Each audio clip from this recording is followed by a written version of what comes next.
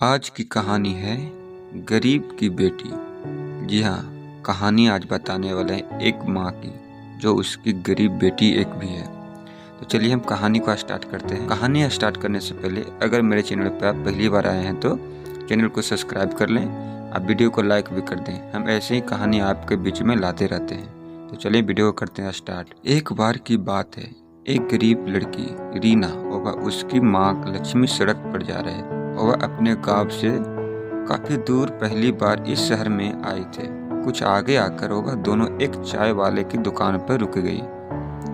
कुछ पल यहाँ वहाँ देखने के बाद लड़की की माँ लक्ष्मी दुकान वाले के पास पहुंची और उससे कहने लगी, भैया हम आज ही सोनापुर गांव से आए हैं, हमारा इस शहर में कोई भी नहीं है, क्या आप मुझे अपनी दुकान में कुछ काम दे सकते हैं जिससे मैं अपनी बच्ची को पेट भर सकूं। इस पर चाय की दुकान वाला कहने लगा, बहन मेरे पास तुम्हारे लिए कोई बड़ा काम नहीं है और न ही मैं तुम्हें इतने पैसे दे पाऊंगा। इस पर लक्ष्मी कहने लगी, भैया मुझे पैसे की ज़रूरत नहीं है, मैं आपके बर्तन भी मांज दूंगी, बस आप उसके बदले में मुझे इतना खाना दे देना कि जिससे मेरी बच्ची का पेट भर सके। दुकान वाला कहने लगा, ठीक है बहन, लेकिन तुम रहोगी कहाँ?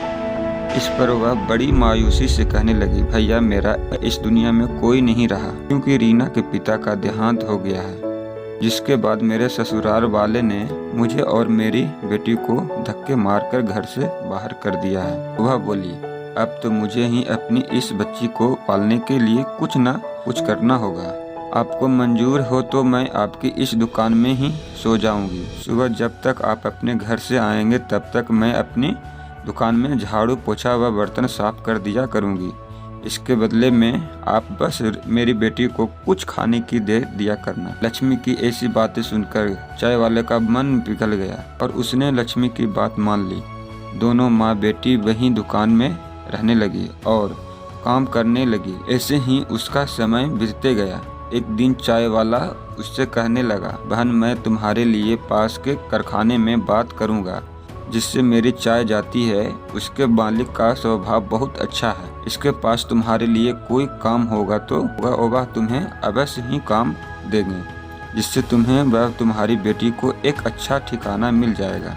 यह कहकर चाय की दुकान वाले भैया ने जब कारखाने के मालिक से उन दोनों के बारे में बात किए तो मालिक ने कहा, ठीक है, हमारे घर पर एक काम करने वाले की आवश्यकता है, इसलिए तुम उसे हमारे घर भेज देना। वह चाय वाला लक्ष्मी व उसकी बेटी को मालिक के घर भेज देता है, जहां पर मालिक की पत्नी लक्ष्मी को घर का पूरा काम समझा देती है और साथ में यह भी समझा देती है कि तुम्हारे बेटी रीना मेरी बेटी समायरा से दूर रहे, जिससे उसे किसी भी तरह को इन्फेक्शन या बीमारी का खतरा ना हो। एक दिन लक्ष्मी रसोई में काम कर रही होती है कि अचानक उसकी बेटी रीना के चिल्लाने की आवाज़ सुनाई देती है। लक्ष्मी भागकर वहां जाती है तो देखती है कि रीना ने समायरा की फ्रॉक हाथ में ले रखी है और उसे देखकर बहुत खुश हो रही है। इतने में मालकिन भी वहां आ जाती है और लक्ष्मी व रीना को डांटने लगती है। वह कहती, लक्ष्मी मैंने तुमसे कहा था ना कि समायरा की किसी भी चीज़ को मत छूना और उससे दूर रहना। यह कहते हुए मालकिन समायरा की उस फ्रॉक को रीना को ही दे देती है और कहती है, वह इस फ्रॉक को तुम ही पहनना। यह कहते हुए गुस्से से यह कहते हुए चली जाती है। एक दिन मालकिन व लक्ष्मी पास के बाजार में सामान खरीदने साथ में जाती है और रीना व समायरा घर पर अकेली रह जाती। वह दोनों अलग अलग खेल रही थी। वह अलग अलग खेल रही होती है कि अचानक समायरा को चक्कर आ जाता है और समायरा बेहोश हो जाती। तभी पास की खेल रही रीना की नज़र समायरा पर पड़ जाती है और वह भागकर उसके पास पहुंच जाती है। रीना समायरा के ऊपर पानी की बूंदें डालती है जिससे उसे होश आ जाए, पर समायरा अपनी आँख नहीं खोलती। रीना घबराकर बिना देर किए पड़ोस में जाकर शोर मचाकर यह बताती है कि देखो समायरा को पता नहीं क्या हो गया है और वह उठ नहीं रही है। उसके पड़ोसी आकर जब घर में देखते हैं तो वह समायरा की हालत देखकर जल्दी से डॉक्टर को बुला लेते हैं। कुछ ही देर में डॉक्टर वहां आ पहुंचते हैं और समायरा को इंजेक्शन लगाते हैं जिससे वह होश में आ जाती है। कुछ देर बाद मालकिन व लक्ष्मी भी बाजार से लौट आती है और घर पर पड़ोसियों को देखकर घबरा जाती है। समायरा के हालात देखकर तो मालकिन बहुत ही परेशान हो जाती है, लेकिन डॉक्टर उन्हें दिलासा देती है कि अब वह ठीक है और कुछ दवाइयाँ लिख देती है। समायरा की मम्मी उसके पापा को भी फोन करके बुला लेती है। डॉक्टर उन दोनों को समझाते हैं कि ब्लड प्रेशर लो हो जाने की वजह से समायरा को चक्कर आ गए थे